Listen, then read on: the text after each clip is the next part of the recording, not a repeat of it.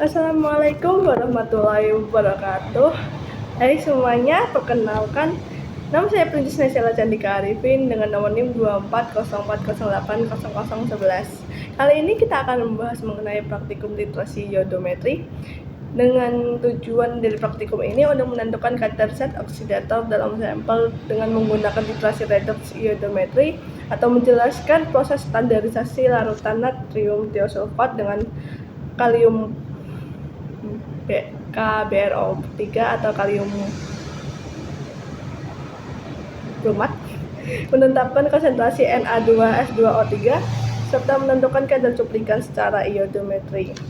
Lalu pada dasar teorinya, titrasi ini menggunakan prinsip reaksi redoks sehingga disebut sebagai titrasi redoks atau titrasi oksidireduksimetri.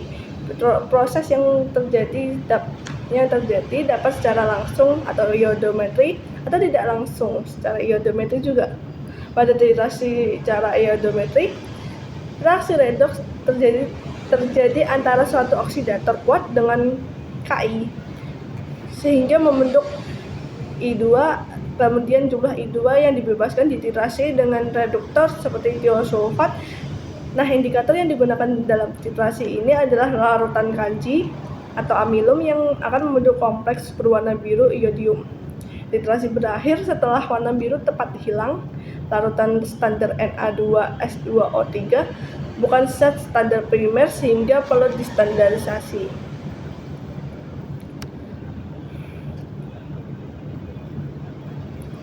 Nah, langkah-langkah utama pada praktikum kali ini adalah menyiapkan larutan sampel dan tambahkan larutan Ki, lalu biarkan terbentuk I2 yang memberikan warna coklat kekuningan.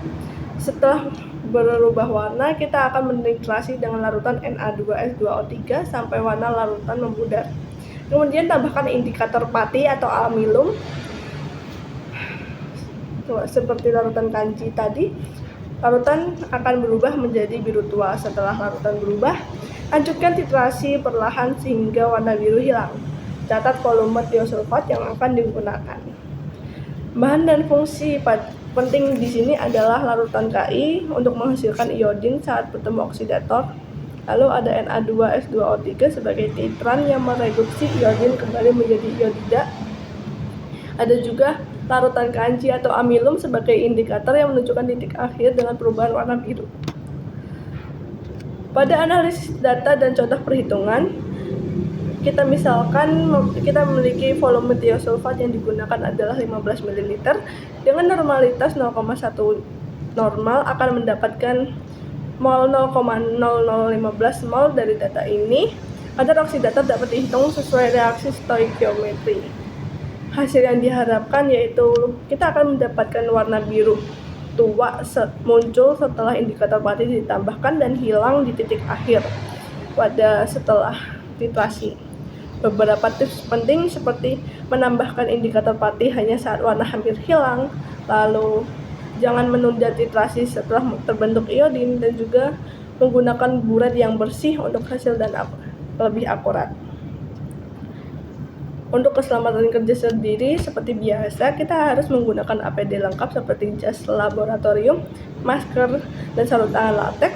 Hindari menghirup uap iodin dan waspadai bahan kimia korosif yang bersifat korosif. Untuk referensi pribadi, menurut saya bagian tersulit adalah menentukan saat yang tepat untuk menambahkan pati, karena seperti yang saya bilang tadi, untuk menambahkan pati kita harus